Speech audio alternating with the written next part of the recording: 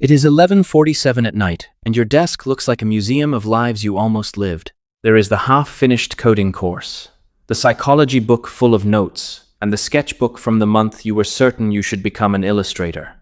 Maybe there is a keyboard or a folder of documentary ideas untouched since February. Other people seem to move in a straight line. You move like a browser with 27 tabs open, and somewhere music is playing, but you cannot find the tab. So you ask a painful question: am I genuinely built for several fields, or am I just good at beginning? This video will not diagnose you or crown you a hidden genius. It offers a more honest test. When does restless curiosity become real range? The usual labels arrive early: inconsistent, scattered, undisciplined, afraid of commitment. Those labels are not always malicious. Schools and companies need predictability. Specialization makes people easier to train, hire, and place on an organizational chart. In many jobs, narrow practice produces competence.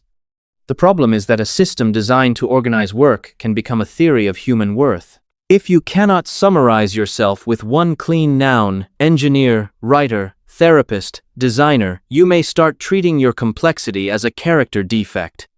But some people do not merely collect interests. They build depth in several areas, then connect them to produce better questions, tools, or work. That possibility is not a verdict. The distinction depends on what your curiosity does after excitement wears off. Polymath is not a clinical category, and researchers do not share one universal definition. A useful framework in the emerging literature has three parts: breadth, depth, and integration. Breadth means you seriously engage with more than one domain. Depth means you stay long enough to gain real knowledge or skill. Integration means the domains begin to inform one another. Owning books about physics, philosophy, and filmmaking is breadth of shopping, not breadth of capability. Openness to experience, especially intellectual engagement, is associated with creativity and creative achievement, but association is not destiny. Curiosity supplies raw material. It does not organize your calendar or complete projects. So treat the next 7 signs as a self-audit, not a personality quiz. The early signs are easy to claim. The later ones are harder to fake. The first sign is that different topics keep pulling you toward the same underlying questions. You study architecture, then behavioral psychology, then game design, and eventually notice that all three help you ask how environments shape human choices. You move from history to economics to storytelling, but the recurring question is how groups create meaning and power.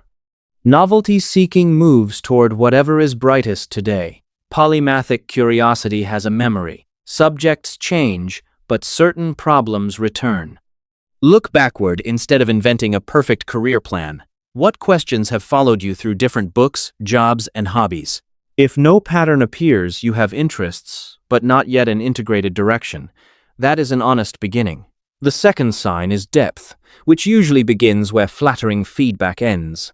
Buying a camera makes you feel like a filmmaker. Learning 3 chords makes you feel like a musician. Then come bad drafts, technical drills, and the discovery that your taste is ahead of your ability. A developing polymath does not master everything, but in more than one field, they cross from fascination into practice. They understand foundations, accept informed criticism, and complete work that requires revision. If you leave every field at the first encounter with boredom or incompetence, you may be protecting the fantasy of potential from the evidence of practice. The question is not, have I felt obsessed? It is, where have I stayed long enough to be corrected? The third sign is integration. Tools from one field change how you operate in another. Music may change the rhythm of your editing. Programming may teach you to break a vague writing problem into smaller parts. Psychology may help you design onboarding that anticipates confusion instead of blaming the user. Research on analogy shows that people can transfer a relational pattern to a different-looking problem. This is not automatic. It helps to name the underlying structure: feedback loop, bottleneck, trade-off, incentive, rhythm. A real connection does more than decorate your speech. It changes a decision, explanation, or result. Ask, what can I do in Field B because I studied Field A? A specific method, not a vibe, is evidence of integration. The fourth sign is coherence without uniformity. Your interests may look unrelated, but perform different jobs in one system. One gives you subject matter, another a method, and a third a medium.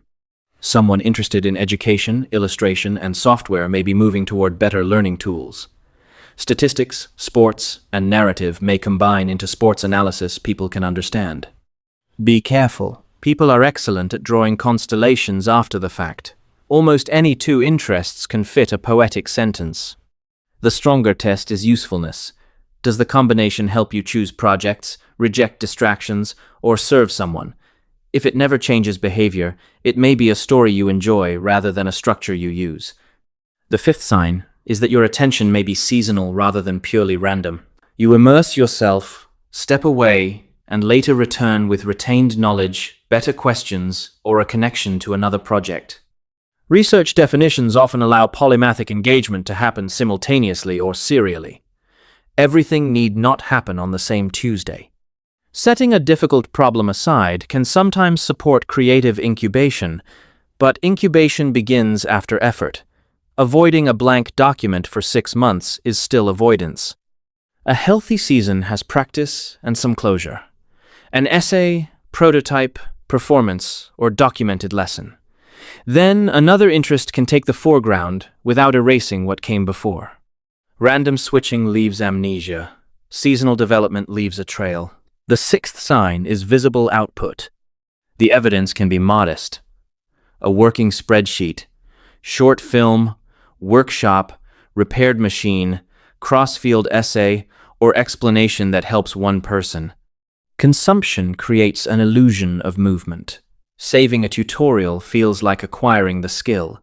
Designing a productivity system feels like doing the project. Output introduces resistance. The material misbehaves, the audience misunderstands, or your argument has a hole. Those failures make knowledge more precise. Examine the ratio. Over 6 months, how much did you collect, and what did you make? Polymathy becomes credible when multiple streams meet in work that did not exist before. The seventh sign is practical. When a project needs several of your abilities, your commitment improves. You may struggle to study design, writing, or psychology in isolation, but one educational film needing all three can make those interests cooperate. Integrated work still contains file naming, revisions, and long stretches without novelty. The sign is not constant excitement. It is greater willingness to tolerate dull parts because the whole feels coherent. Run an experiment. Build a bounded project requiring 2 or 3 interests, then watch what happens to your follow-through. Identity is cheap evidence. Sustained behavior in a good container is better. Now for the uncomfortable part. A flattering explanation can become a sophisticated hiding place. You can call yourself multidisciplinary because you fear evaluation in any discipline. A new interest can look like integration when it appears at the hardest point of the old project. Meanwhile, other people absorb your missed deadlines. Many interests do not protect you from attention difficulties. Polymathy and ADHD can coexist. If attention, organization, impulse control, or task completion have a long history of impairing work, home life, or relationships, a qualified professional can evaluate that pattern. A YouTube list cannot. Rapid switching also has a cognitive cost. Studies find people are slower and often more error-prone just after changing tasks, even with preparation. Versatility does not cancel that cost. The choice is not simply polymath or distracted. Ask 2 questions. Do I have a pattern of breadth, depth, and integration? And do my attention habits support the life I am responsible for? The first offers self-understanding. The second keeps it from becoming an excuse. If several signs fit, you do not need to choose one identity forever. You do need a system that turns variety into progress. Start with a question map. For 20 minutes, list your 5 strongest interests. Beneath each, write, what am I trying to understand, change, or make? Circle repeated words and useful connections. Do not force one grand mission. 2 honest connections beat a beautiful lie. The result should be one recurring problem you can describe in a sentence. If the page remains random, Keep exploring, but stop calling the list a plan. Second, choose one anchor project for 6 weeks.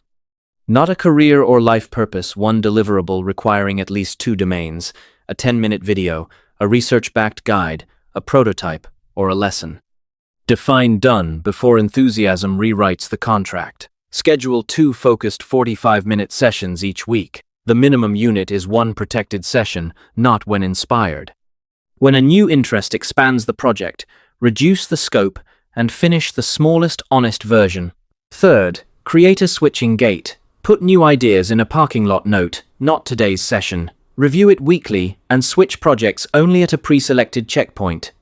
The explorer may notice possibilities while the builder keeps the tools on the table. The gate works when fewer sessions end with 5 open tasks and no visible progress. Fourth, review the evidence after 6 weeks. What did I finish? What skill deepened? Which cross-domain connection improved the work? What was energizing only in imagination? What responsibility did I neglect? Then decide. Continue for another season, place the project on a documented shelf, or stop without pretending you will return next Monday. This replaces shame with data. You stop arguing that you might do many things and observe the conditions that make your range useful. Go back to that desk at 11:47. The coding course, psychology notes, sketchbook, keyboard perhaps, they are not 4 failed identities. Some are raw materials. Some belong on the shelf. One belongs on the workbench now. You do not need the title Polymath to justify your curiosity, and the title cannot do the work for you. What matters is whether breadth develops roots, depth survives frustration, and your interests meet in something useful. Range becomes an advantage only when it accepts structure. So here is the one question to answer. What question keeps returning across your different interests? Put it into words. Your path may not be missing. It may simply need a shape you can walk.